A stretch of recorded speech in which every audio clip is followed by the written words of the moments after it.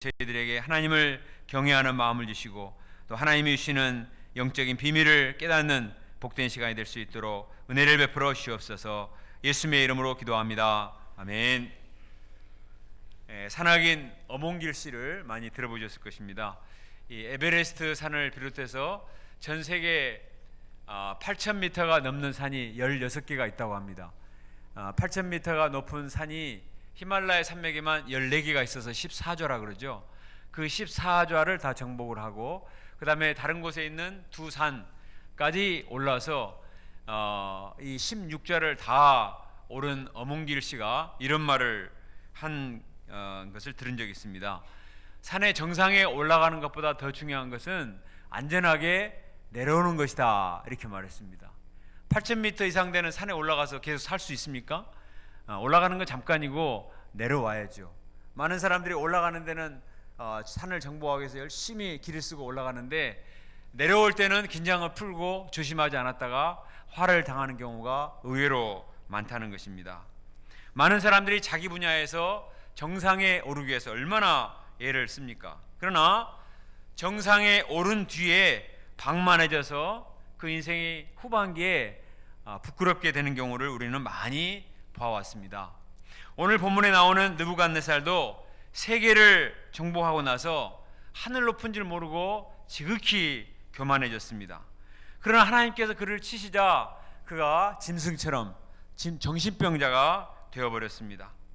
우리가 정말 추구해야 될 바가 무엇인가? 그것은 자기 영광이나 세상의 인기가 아니라 하나님을 경외하고 하나님을 찬양하고 하나님께 감사하고 또 하나님께 예배드리는 것이 우리가 정말 추구해야 될 바다 하는 사실을 오늘 말씀을 통해서 배울 수가 있습니다. 우리가 오늘 말씀을 통해 지극히 높으신 하나님, 지극히 높으신 하나님을 발견하고 그 하나님 앞에 나는 얼마나 티끌처럼 작은 자인가, 연약한 자인가, 죄인인가 자기 발견하고 하나님을 높이고 찬양할 수 있기를 간절히 기도합니다. 우리가 배운 지난주 말씀 통해서 3장 말씀을 통해서 느부갓네살은 좀 겸손해졌습니다. 자기의 영광을 나타내기 위해서 두라 평지에 30m가 되는 큰 금신상을 세워놓고 이 오케스트라를 연주하면서 모든 사람들은 전부 엎드려 절하라 이렇게 명령을 했습니다. 자기를 우상화시키고 세상에 나보다 더한 자가 있는가 이렇게 자기를 자랑하고자 했는데 하나님께서 반발하는 사드락, 메삭, 아벳느고가 풀문불에 집었는데도 하나님이 보호하셔서 머리카락 하나 상하지 않고 살아나온 것을 보고 깜짝 놀랐습니다. 그래서 이렇게 말했습니다. 사드락, 메삭, 아벳느고의 하나님을 찬송할지로다. 이같이 사람을 구원할 다른 신이 없음이로다. 여호와 하나님같이 높은 분이 어디 있는가? 이렇게 하나님을 찬양하고 마음이 좀 겸손해졌습니다. 그로부터 15년이 지났습니다. 3장에서 4장까지는 15년의 간극이 있습니다. 느부갓네살은 15년이 지나니까 다시 교만해졌습니다. 4절 말씀을 같이 한번 읽어볼까요? 4절 말씀, 자 시작. 내 집에 편히 있으며 내 궁에서 평강할 때에 나 느부갓네살이 내 집에 편히 있을 때, 내 궁에서 평강할 때, 나라는 단어가 3번이나 나오죠. 이때 바벨론 제국이 가장 창성했다고 합니다. 바벨론의 영토가 이때 화면에 보시는 바처럼 동쪽으로는 메대, 오늘날 이라크 지방, 그리고 남쪽으로는 이집트, 애굽 지방, 그리고 서쪽으로는 지중해 지방에, 또 북쪽으로는 유럽 지방에 이를 정도로 아주 대단한 영토를 차지한 창성한 나라였습니다. 전 세계 금이 다 바벨론으로 들어와서 바벨론에서는 금보기를 돌 보듯 했다고 했습니다. 국내적으로도 느부갓네살의 왕권을 넘볼 자가 없었습니다. 옛날에 왕궁에 방들이 여러 개 있습니다. 그러죠? 왕궁의 방이 왜 여러 개인 줄 아세요? 왕을 섬기는 신하가 많아서 그런 줄 아세요? 왕궁에 방이 왜 많이 있느냐?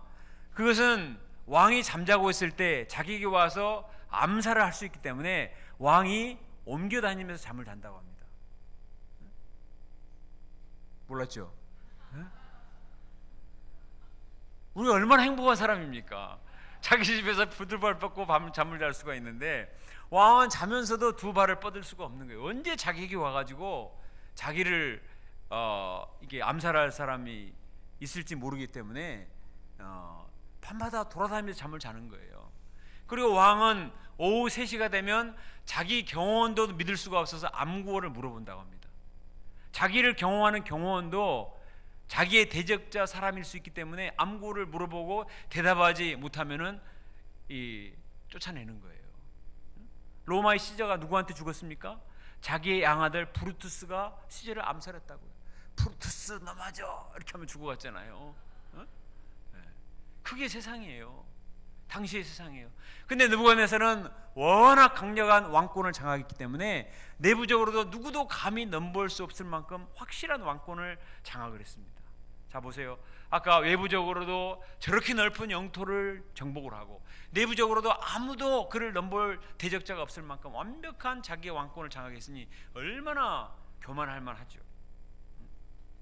느부갓네살은 마음이 높아질 대로 높아졌습니다. 나 느부갓네살이 내 집에 편히 있으며 내 궁에서 평강할 때, 이 구절을 공동번역에서 보니까 이렇게 설명이 됐습니다. 아무 걱정 없이 영화롭게 지낼 때, 아무런 걱정이 없이 정말 완전 평화 가운데 그냥 걱정 없이 지낼 때에 권력의 최정상에 올라 모든 것을 갖추었으니 부족함이 없을 때라는 것입니다. 그런데 바로 이때 느부갓네살을 깜짝 놀라게 하는, 너무나 두렵게 하는 한 사건이 발생했어요. 아무도 그를 두렵게 할 수 없는데 그를 깜짝 놀라게 하는 한 사건이 발생했는데 그것은 바로 꿈에 무서운 꿈을 꾸게 된 것입니다. 5절을 같이 한번 읽어볼까요? 5절 시작. 한 꿈을 꾸고 그로 말미암아 두려워하였으니 곧 내 침상에서 생각하는 것과 머릿속으로 받은 환상으로 말미암아 번민하였었노라. 아무런 걱정이 없이 편안하게 지내고 있던 느부갓네살이 한 꿈을 꾸고 나서 큰 두려움에 빠졌습니다. 하나님께서 꿈을 통해서 교만해질 대로 교만해진 느부갓네살을 경고하신 것입니다. 느부갓네살은 바벨론의 모든 지혜자들을 다 불러 모아놓고 꿈을 해석해 보라고 했습니다. 2장에서는 뭐라고 말했습니까? 2장에서도 꿈을 꿨는데 그때는 꿈과 해석을 세트로 알아맞히라고 했어요. 근데 그때 너무 불수능이었어. 불수능. 너무 어려워가지고 이번에는 난이도를 확 낮춰가지고 꿈은 말해주고 해석만 해라 이렇게 했는데도 아무도 꿈을 해석하는 사람이 없습니다. 이때 마침내 다니엘을 불렀습니다. 9절을 같이 읽어볼까요? 9절 자 시작. 박수장 느부갓네살아, 내 안에는 거룩한 신들의 영이 있은즉 어떤 은밀한 것이라도 내게는 어려울 것이 없는 줄을 내가 아노니 내 꿈에 본 환상의 해석을 내게 말하라. 이때 다니엘이 80세 정도가 된다고 합니다. 그러니까 학자들은 좀 은퇴를 해가지고 초하에 묻혀서 야인 생활을 할 수도 있다 이렇게 말합니다. 다니엘이. 그러나 아무도 느부갓네살의 고민을 해결할 사람이 없으니까 다니엘을 불러와라. 다니엘을 불러온 거예요. 그리고 뭐라고 말했습니까? 네 안에는 거룩한 신들의 영이 있은즉 어떤 은밀한 것이라도 내게는 어려운 것이 없는 줄 내게 아노니 내 꿈의 환상을 해석을 해주기 바란다. 아주 절대 신뢰를 한 거예요. 바벨론에도 술객들과 점쟁이들이 많이 있지만 그들이 해결하지 못한 문제, 그러나 너는 거룩한 신들의 영이 있기 때문에 어떤 은밀한 것이라도 다 해석해 줄 줄을 내가 믿노라 이렇게 말했습니다.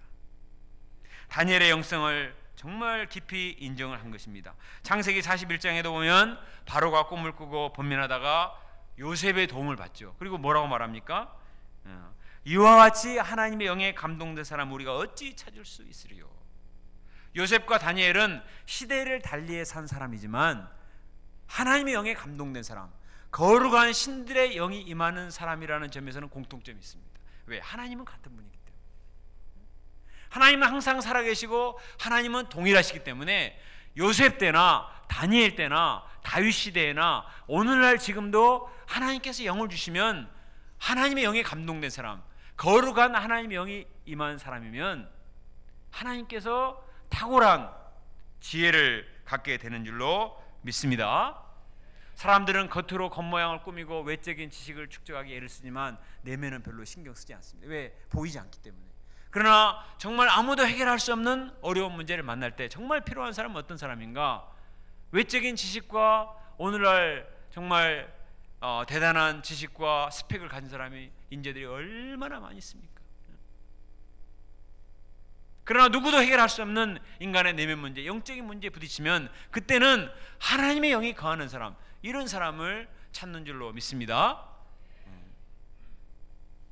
오직 하나님의 영이 거하는 사람, 깨끗한 그릇으로 준비된 사람, 하나님을 경외하고 기도하며 하나님과 교제한 영성 있는 사람, 똑똑한 영재가 아니라 영성이 탁월한 영재. 화면 한번 보듯이 똑똑한 영재가 아니라 하나님의 영이 임하는 영재. 영재를 앞으로 우리 이름도 누가 영재로 한번 지으면 좋을 것 같아요.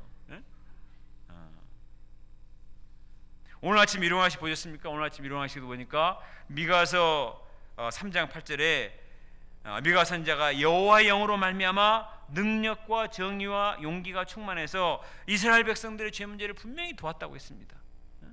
미가 시대에 너무나 타락해가지고 아무도 그 시대의 죄 문제를 도울 사람이 없는데 미가 선지자가 어떻게 담대히 할 수 있는가? 그것은 바로 여호와의 영을 덧입어서 능력과 정의와 용기가 충만해져서 분명하게 도울 수가 있었다는 것입니다. 감히 두려워서 아무도 할 수가 없는데 여호와의 영, 하나님의 성령의 충만함을 덧입으니까 능력과 정의와 용기를 덧입고 담대하게 회개의 메시지를 전한 것입니까? 사도행전 4장에 보면은 예수님의 사도들이 감옥에 갇혔어요. 복음을 전하다가 감옥에 갇혔단 말이에요. 그래서 나왔는데 나오자마자 또 복음을 전하는 거예요. 그래서 관리들이 말했습니다. 또 한 번 이렇게 복음을 전하면 다 그냥 감옥에 집어넣어서 큰 형벌을 주겠다. 그러나 그들이 뭐라고 말합니까? 베드로와 요한이 뭐라고 말하죠? 우리는 보고 들은 것을 말하지 않을 수 없노라. 이 제자들 어떤 사람입니까? 예수님을 베드로는 3번이나 부인했던 사람이고 예수님이 십자가에 못 박히신 뒤에 두려워서 문을 걸어 잠그고 마가닥방에서 숨어 있었던 그런 사람들인데 사도행전 2장에 보면 성령의 충만함을 덧입을 때 두려울 것이 없었습니다. 영성에 충만한 사람이 되어서 사도행전 2장에 보면 베드로가 온 곳 없이 얼마나 하나님의 말씀을 담대하게 증거합니다. 그래서 믿는 사람이 3,000명, 5,000명이 있다고 했습니다.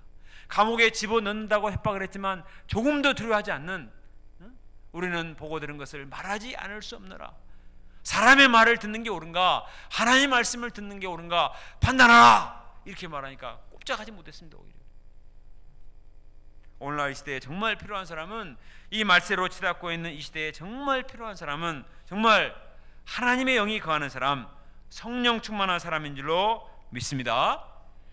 보십시오. 정말 시대가 지나면 똑똑한 천재보다 영성 있는 사람을 찾게 되는 그때가 반드시 올 것입니다. 우리 김일사 목자님의 아들 시온 형제가 동교센터 형제들과 함께 며칠 전에 태국 유배에 가서 전도 훈련을 받고 왔습니다. 그런데 방콕 시내에 트랜스젠더들이 얼마나 많은지 구역질이 났다고 했습니다. 미친놈들이 너무 많다고 했습니다. 우리나라에도 얼마 전에 한 하사관이 휴가 기간에 태국에 가서 성전환 수술을 받고 와서 기자회견을 했어요. 여러분도 보셨을지 모르겠습니다. 자기 얼굴을 내걸고 인터뷰를 했습니다.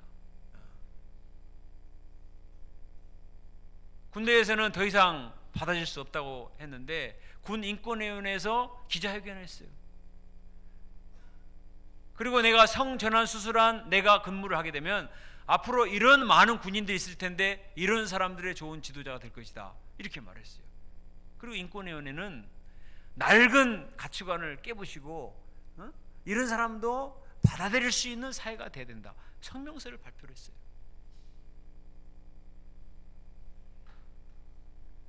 몇 주 전에 미국에서 민주당 대통령 선거 경선 후보에서 예비선거에서 첫 도시에서 예비선거를 했는데 아이오와에서 피트 부티지지라는 사람이 1위를 했는데 동성애자였습니다.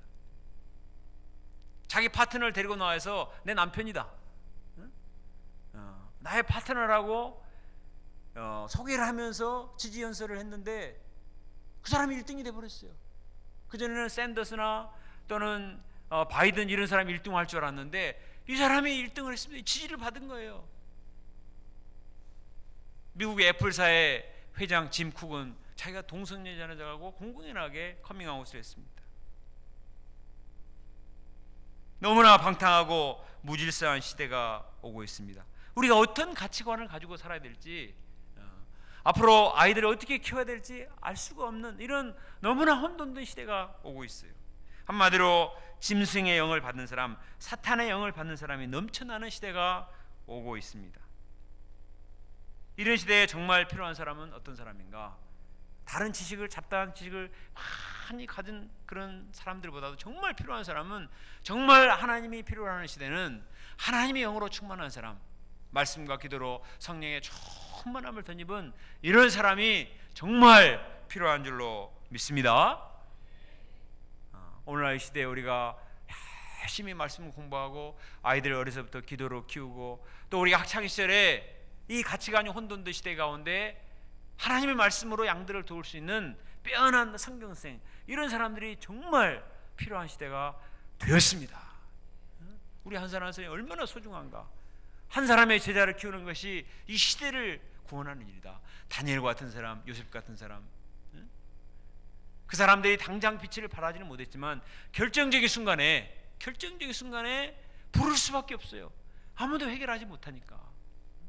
반드시 영적으로 준비된 사람이 빛을 발하는 때가 올 줄로 믿고, 세상 사람들 부러워하지 말고 정말 영적인 탁월성을 갖춘 믿음의 사람들로 성장하고 이런 믿음의 거목들을 키울 수 있기를 간절히 기도합니다. 10절을 보겠습니다. 느부갓네살은 다니엘에게 꿈의 내용을 말해 주었습니다.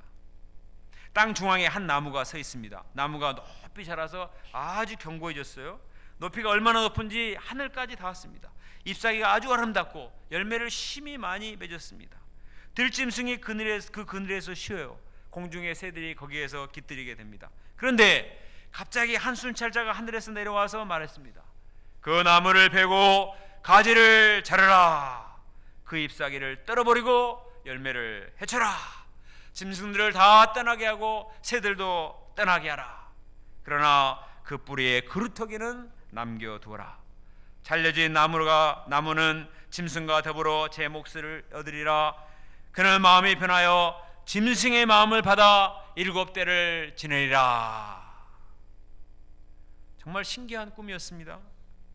17절에서 느부갓네살은 이 꿈의 의도를 말을 해요. 17절을 같이 읽어볼까요? 17절 시작. 이는 순찰자들의 명령대로 거룩한 자들의 말대로이니 지극히 높으신 이가 사람의 나라를 다스리시며 자기의 뜻대로 그것을 누구에게든지 주시며 또 지극히 천한 자를 그 위에 세우신 줄을 사람들이 알게 하려 함이라 하였느니라.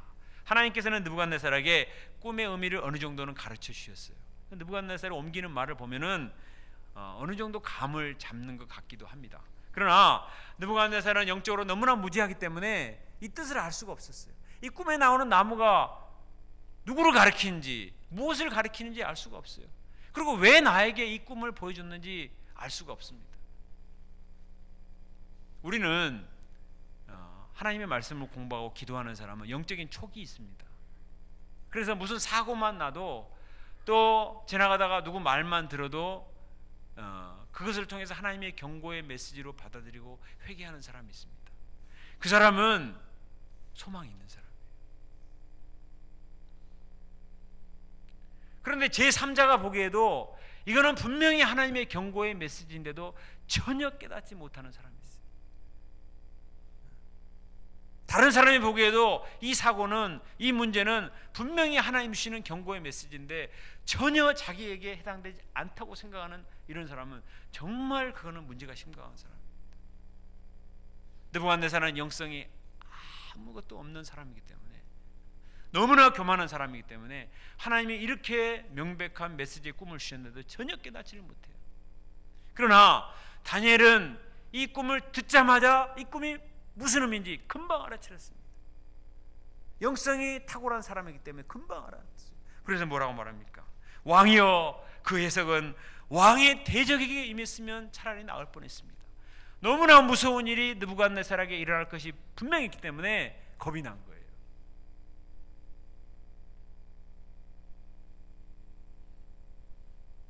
그러나 다니엘은 꿈의 진실을 숨기지 않았습니다. 22절을 함께 읽어볼까요? 22절 시작. 왕이여, 이 나무는 곧 왕이시라. 이는 왕이 자라서 견고해지고 창대하사 하늘에 닿으시며 권세는 땅끝까지 미침이시니라. 왕이여, 이 나무는 왕이시라. 나무가 어떻게 된다고 했어요? 잘려진다고 했어요. 나중에 짐승같이 된다고 했어요. 산속에 들어가서 풀을 먹는 소같이 된다고 했어요. 이 말 잘못했다가 당장에 다니엘의 목이 잘라질 수도 있잖아요. 저 같으면 무서워서 말을 삥삥삥삥 돌리다가 그냥 마지막에 할 것 같은데 다니엘은 그냥 단도직입적으로 분명하게 말했습니다. 왕이여, 이 나무는 왕이시라. You are the tree. 나단 선지자가 다윗의 죄를 책망했을 때 비유의 말씀을 전하고 나서 말했습니다. You are the man. 당신이 그 나쁜 사람입니다. 분명하게 말했어요. 영성 있는 사람은 두려워하지 않습니다. 왕이라 할지라도 분명하게 말하는 거예요. 다니엘은 이제 구체적으로 꿈을 해석해 주었습니다. 느부갓네살의 왕권이 자라서 견고해졌고 창대해서 하늘에까지 닿았습니다. 그의 권세는 땅끝까지 미쳤습니다. 바벨론, 바벨탑과 비슷하죠. 이 바벨이라는 말 자체가 대적자라는 말이에요. 사탄적인 이미지예요.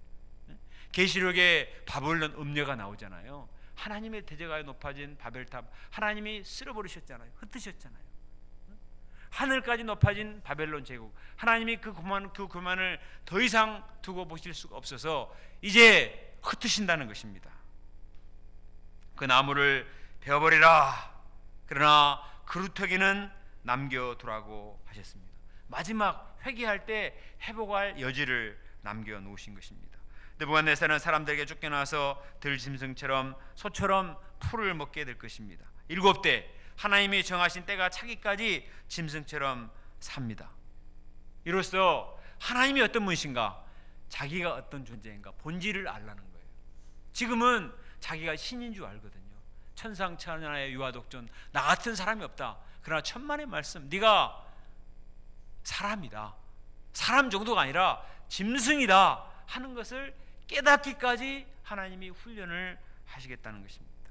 이 세상 나라는 네가 다스리는 게 아니라 하나님이 다스리시고 그 자리는 지극히 천한 자를 세워서 다스릴 수도 있다 하는 사실을 깨닫게 하시겠다는 것입니다. 다니엘은 느부갓네살에게 이런 무서운 심판이 많은데 한 가지 회복할 가능성이 있음을 가르쳐 주었습니다. 27절을 같이 읽어볼까요? 27절 시작. 그런즉 왕이여, 내가 아뢰는 것을 받으시고 공의를 행함으로 죄를 사하시고 가난한 자를 긍휼히 여김으로 죄악을 사하소서. 그리하시면 왕의 평안함이 혹시 장구하리이다 아니라. 다니엘은 두 가지를 가르쳐줬어요. 이 무서운 심판에서 당신이 살아남으려면 두 가지를 하셔야 됩니다. 첫째, 공의를 행하십시오. 둘째, 가난한 사람을 불쌍히 여기십시오. 그러면 혹시 죄 사함을 받게 될 것입니다. 이 말 속에는 무슨 의미가 포함되어 있습니까? 당신은 죄인이요 하는 말이에요. 당신은 죄 사함을 받아야 할 죄인이기 때문에 불의를 행하지 말고 공의를 행하고 다른 사람을 압제하지 말고 이제는 불쌍히 여기라, 이런 말을 했습니다. 느부갓네살은 그동안 수많은 나라를 정복하며 불의를 행했습니다. 권력을 잡기 위해 온갖 권모술수와 음묘를 자행했을 것입니다. 그의 정복 전쟁 때문에 수많은 전쟁 부하들과 미망인들과 부상자들과 거지들과 가난한 사람이 얼마나 많이 생겨났겠습니까? 그 많은 나라를 정복했으면 얼마나 많은 사람이 죽었겠어요. 그로 말미암아 얼마나 많은 사람들이 집안이 풍지박산이 나고 그는 공중정원을 지어서 화려하게 참 다녔지만 그 공중정원을 짓느라고 얼마나 많은 사람들이 노동력을 착취하고 비참하게 죽어갔겠습니까? 이제는 더 이상 그런 짓 하지 말고, 이제는 공의를 행하고, 이제는 가난한 사람을 불쌍히 여기고, 그 많은 권세와 권력을 자기를 위해 쓰지 말고 이제는 다른 사람에게 나눠주고 베푸는 목자가 되십시오, 그 말입니다.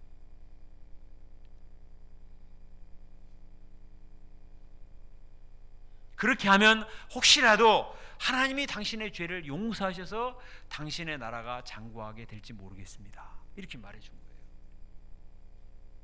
다니엘은 느부갓네살이 죄인된 자신을 발견하도록 도와줬습니다. 누구도 감히 느부갓네살에게 이렇게 말할 사람이 없어요.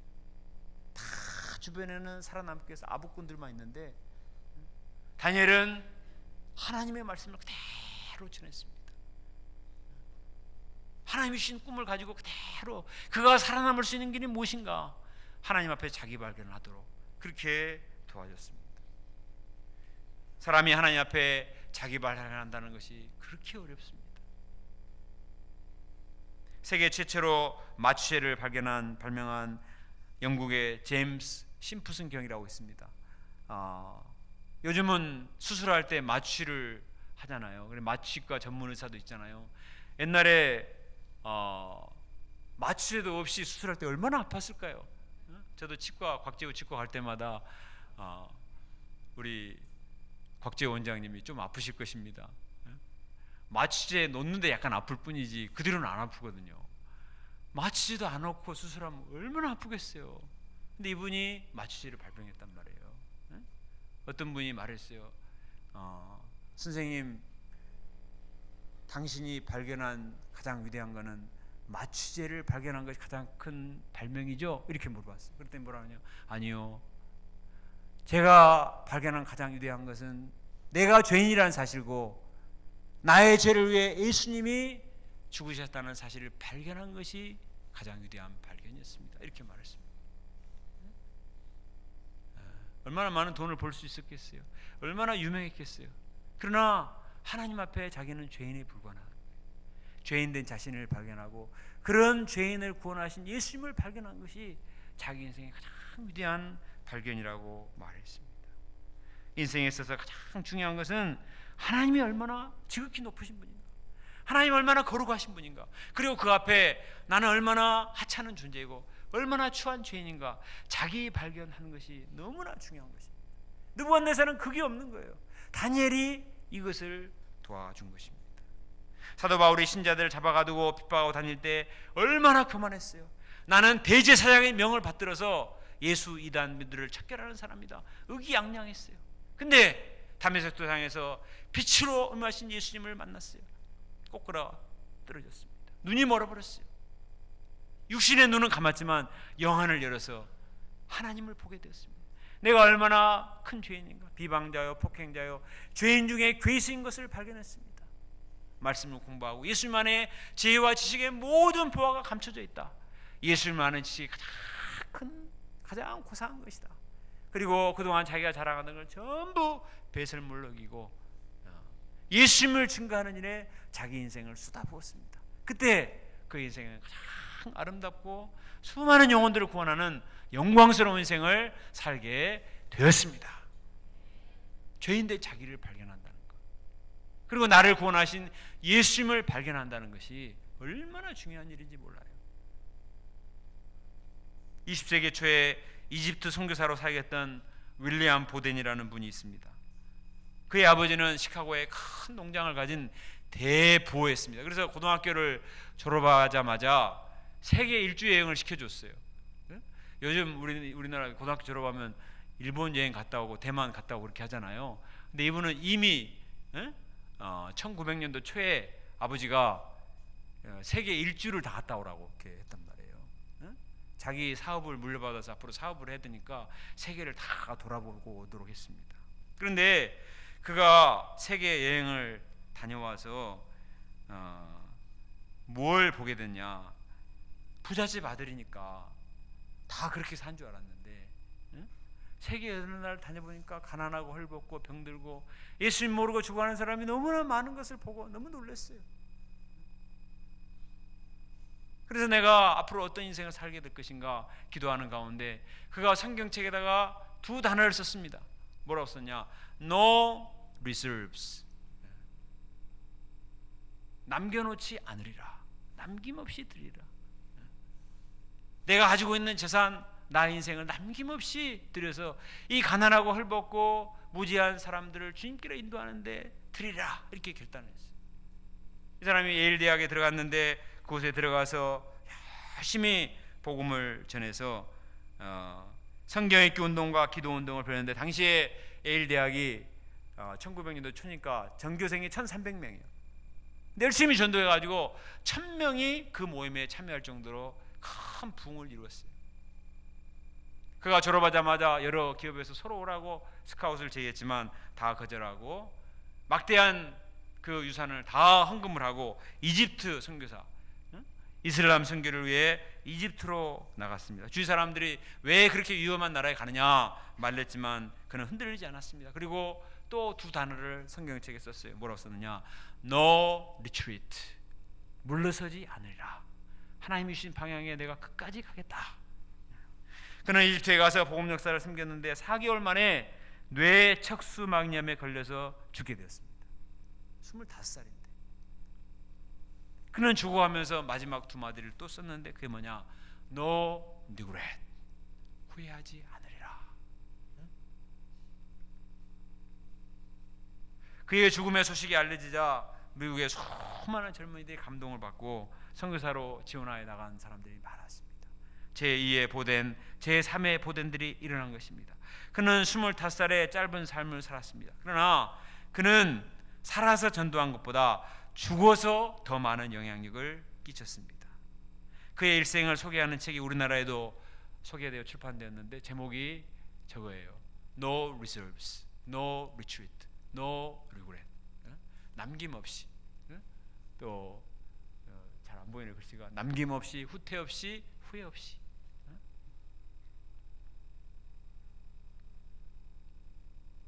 하나님 앞에 자기 발견하고 하나님 앞에 인생의 가치를 발견한 사람은 인생을 사는 목적과 방향이 다릅니다. 느부갓네살이 남긴 유명한 말이 있습니다. 두 단어예요. 내 몸을 쪼개버리리라. 내 집을 거름더미로 만들리라. 항상 그 말을 해요. 그러니까 이 사람은 그 말을 입에 달고 사는 거예요. 뭐 기분 나쁘면 몸을 쪼개버려. 그냥. 저 집을 거름더미로 만들어버려. 김정은 요즘 그러잖아요. 나가서 총살해버려. 충분히 그럴 수 있어요. 신적인 존재니까 자기 마음에 안 들면 몸을 쪼개버려. 그 집을 거름더미로 만들어버려. 그렇게 수많은 사람을 죽였을 것입니다. 사람의 인생이 긴 것 같아도 결국은 점 하나 찍고 가는 것이 우리 인생입니다. 나중에 지내놓고 하면 25살의 인생을 끝난 보덴이나 느부갓네살이 몇 살 살았지 모르지만 느부갓네살이나 결국은 점 하나 찍고 가는 게 인생인데 느부갓네살은 수많은 사람 가슴에 상처를 남기고 간 사람이고 보덴은 25살의 짧은 인생을 살았지만 사도 바울이나 보덴 같은 사람은 수많은 사람의 영혼을 살리고 그 마음에 지금까지도 아름다운 자취를 남기고 가지 않습니까? 자기 발견을 어떻게 하는가에 따라서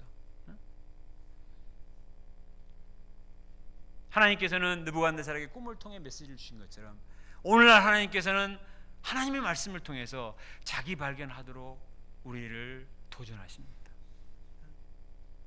이 하나님의 말씀 앞에 하나님의 메시지를 우리가 거부하지 말고 하나님이 얼마나 높으신 분인가, 그리고 그 하나님의 은혜로 내가 지금도 숨쉬고 살고 있다는 것, 하나님께 감사하고 또 하나님이 주신 이 모든 건강과 나의 재능을 나를 위해 쓰지 말고 정말 주님의 영광을 드러내고 생명을 살리는 데 사용하여서 정말 아름답고 복된 인생을 살 수 있기를 간절히 기도합니다. 느부갓네살은 다니엘을 통해 주시는 하나님의 메시지를 귀담아 들어야 했습니다. 죄인된 자신을 발견하고 정말 공의를 행하고 가난한 자들을 긍휼히 여기는 그런 삶을 살아야 됐습니다. 그런데 만약에 그가 정말 그런 인생을 살았으면 느부갓네살의 인생이 달라지고 세계의 역사가 달라졌을 거예요. 바벨론의 역사가 70년 만에 끝나지 않을 수도 있었을 거예요. 그러나 그가 어떻게 살았습니까? 자, 29절 30절을 같이 읽어볼까요? 29절 30절 시작.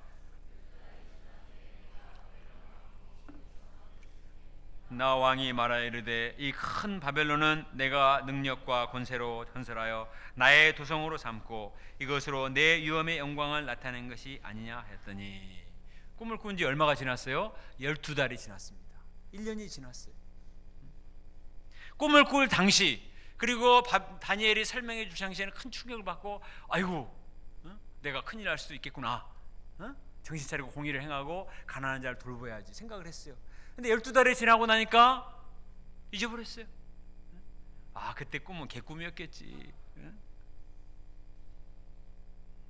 2020년이 지난 지 2달, 1달 반이 지났습니다. 그때는 결심을 했지만 1달 반이 지나고 나니까 요절이 가물가물한 분은 없으시죠? 인간이 그래요. 12달이 지났잖아요. 그리고 바로 자기가 폐위된 게 아니거든요. 그는 바벨론의 공중정원을 거닐면서 말했을 것입니다. 내가 능력과 권세로 건설하여 나의 도성을 삼고 이것으로 내 위엄이 영광을 나타낸 것이 아니냐. 이 거대한 바벨론 제국을 누가 건설하느냐? 나 느부갓네살이 아니냐. 하하하 이렇게 합니다. 그런데 그 말이 떨어지기 앞부에, 그 말이 아직 입에 있을 때 하늘에서 목소리가 들려왔습니다. 느부갓네살 왕아, 내게 말하노니 나라의 왕위가 내게서 떠났느니라. 내가 사람에게 쫓겨나서 들짐승과 함께 살면서 소처럼 풀을 먹을 것이요, 이와 같이 7대를 지나서 지극히 높으신 이가 사람의 나라를 다스리시며 자기 뜻대로 그것을 누구에든지 주시는 줄을 알기까지 이르랴. 하나님의 말씀은 반드시 이루어집니다. 33절에 보면 마침내 느부갓네살이 사람에게 쫓겨나요. 왕궁에서 사내의 진미를 먹던 사람이 소처럼 풀을 먹는 그런 사람이 되고, 짐승의 영을 받아서 짐승처럼 되었습니다. 이것을 정신과 의사들은 수광병이다, 짐승과 같이 미쳐버리는, 그래서 정말 고양이처럼 그렇게 하고 개소리를 내고 독수리처럼 하고 짐승처럼 먹고 그렇게 사는 그런 사람이 있다고 합니다. 오늘날의 사람들이 과도하게 명예와 쾌락과 욕망을 추구하면 미쳐버립니다. 과도하게, 마치 우리가 볼펜 안에 그 스프링을 쫙 늘어버리면 안 돌아오죠. 사람의 정신이라는 것은 어느 정도 신축성이 있지만 헛생각했다가도 빨리 회개하면 돌아오지만, 과도하게 욕심을 부리고 과도하게 탐욕을 부리면 미쳐버리는 거예요. 짐승처럼 광기를 부리고 짐승처럼 고래고래 소리를 지르고 폭력을 행사합니다. 몇 년 전에 모 항공사 회장의 아내와 딸들이 행한 말과 행동을 보면 정상적인 사람이 아닙니다. 거의 짐승 수준이죠. 주로 1등석, 특등석 타고 하늘을 막 날아다니다 보니까 제정신이 아니었던 것 같아요. 34절을 같이 읽어볼까요? 34절 시작. 그 기한이 참에 나 느부갓네살이 하늘을 우러러 보았더니 내 충명이 다시 내게로 돌아온지라. 이에 내가 지극히 높으신 이에게 감사하며 영생하신 이를 찬양하고 경배하나니 그 권세는 영원한 권세요 그 나라는 대대에 이르르다. 하늘을 우러러 봤다는 뜻이 무슨 말일까요? 하나님을 경외하게 됐다는 뜻입니다. 느부갓네살은 그동안 자기가 가장 높은 데서 밑에를 내리깔고 사람들을 멸시하며 살아왔어요. 근데 이 사람이 짐승이 되어서 비참하게 되어서야 하늘을 우러러 바라본 것입니다. 자기 위에 누가 있다, 하나님이 계신다는 사실을 알게 된 것입니다. 그때 총명이 돌아왔어요. 총명은 머리가 똑똑한 것이 아닙니다. 총명은 뭡니까? 잠언에 뭐라고 말했어요? 하나님을 경외하는 것이 지혜의 근본이다. 하나님을 경외하게 되는 것이 진정한 총명인 줄로 믿습니다. 그는 지극히 높으신 하나님께 감사했습니다. 짐승처럼 정신병자가 된 나를 구원하시고 다시 자기의 지혜를 회복시켜 주신 하나님의 은혜에 감사했을 것입니다. 그리고 하나님께 경배하며 하나님께 예배를 드리게 되었습니다. 느부갓네살의 마지막 고백이 무엇인가? 37절을 읽습니다. 자, 시작. 그러므로 지금 나 느부갓네살은 하늘의 왕을 찬양하며 칭송하며 경배하노니 그의 일이 다 진실하고 그의 행하심이 의로우심으로 교만하게 행하는 자를 그가 능히 낮추심이라. 오늘 말씀의 마지막 요절, 마지막 느부갓네살의 말은 뭐예요? 교만하게 행하는 자를 낮추신다. 이걸 깨달았어요. 이걸. 근데 성경 말씀에 이런 말씀이 많이 있죠. 잠언 16장 18절에 교만은 패망의 선봉이요 거만한 자는 거만한 마음은 넘어짐의 앞잡이니라. 베드로전서 5장 5절 하나님은 교만한 자를 대적하시되 겸손한 자에게 은혜를 주시느니라. 헤롯 왕이 사도행전 12장에 보면 연설을 하게 됐어요. 연설하고 나니까 사람들이 박수를 치면서 이것은 신의 소리요 사람의 소리가 아니로다. 진짜 뭐 신의 소리겠어요? 아부하는 식으로 그렇게 말해줬겠죠. 그때 그가 하나님께 영광을 돌리지 않자 충에 먹혀서 죽었다고 그랬어요. 하나님께 영광을 돌리지 않으니까 벌레에 먹혀서 죽임을 당했습니다. 독일의 히틀러가 전쟁 준비에 관분할 때 독일 목사님들이 간곡히 진언을 했답니다. 전쟁 계획을 처리하세요. 하나님이 가만 계시지 않을 것입니다. 그때 히틀러가 뭐라고 말한 줄 아세요? 하나님은 하늘이나 잘 다스리라고 하시오. 이 땅은 나 히틀러가 책임지겠어. 얼마나 교만한 말입니까? 그런데 실제로 히틀러가 점점 유럽 나라들을 정복해 나갔단 말이에요. 노르망디 상륙 작전이 아니었으면 큰일 날 뻔하기도 했어요. 그런데 하나님이 치셨을 때 그는 망했고 마침내 지하실에서 자기 애인과 함께 권총 자살로 인생이 끝마쳤단 말이에요. 이라크의 사담 후세인이 그렇게 말했죠. 나는 바벨론의 느부갓네살의 후예가 되겠다. 자기의 동상을 4군데 세워놓고 또 사진을 걸어놓고 사막에 그 바벨론 제국의 그 나라를 건설하겠다고 땅땅 쳤습니다. 그런데 그가 나중에 잡혔을 때 시골 어디 하수구에 숨어서 너무나 비참한 모습으로 나중에 천한 사람들에게 죽어가는 모습을 볼 때 얼마나 교만이 무서운가 알 수 있습니다. 우리는 내가 얼마나 부족한 자인가 깨닫고 하나님을 높이고 겸손해야 되겠습니다. 예수님은 겸손의 본을 보이셨습니다. 예수님은 본체가 하나님이시지만 자기를 비워 종의 형체를 가지셨습니다. 사람의 모양으로 나타나시고 자기를 낮추사 십자가에 죽기까지 복종하셨습니다. 일생 섬기는 종으로 사셨고 우리 죄인들을 구원하기 위한 대속제물로 자기의 생명을 내어놓으셨습니다. 이로써 많은 생명을 구원하셨고 하나님은 이 예수님께 부활의 영광을 허락해 주셨습니다. 하늘과 땅의 모든 권세를 예수님에게 허락해 주셨습니다. 결론입니다. 우리는 무엇을 추구하며 무엇을 소망하며 살아야 될까요? 34절 말씀처럼 지극히 높으신 하나님께 감사하며 영생하신 하나님을 찬양하며 경배하며 예배드리는 삶을 살 수 있기를 간절히 기도합니다. 세상 사람들 오늘날 너도 나도 느부갓네살 같이 되고자 욕심을 부린 사람들이 너무나 많아요. 그 사람들을 부러워하며 살지 말고 정말 다니엘과 같은 하나님의 영이 거하는 사람, 정말 어려울 때 하나님의 말씀으로 시대의 해안을 가지고 사람들을 주께로 돌이킬 수 있는 영성 있는 믿음의 사람, 빼어난 성경성이 되어서 하나님의 구원 역사에 크게 쓰임받는 믿음의 사람들이 되어지기를 주님의 이름으로 축원합니다.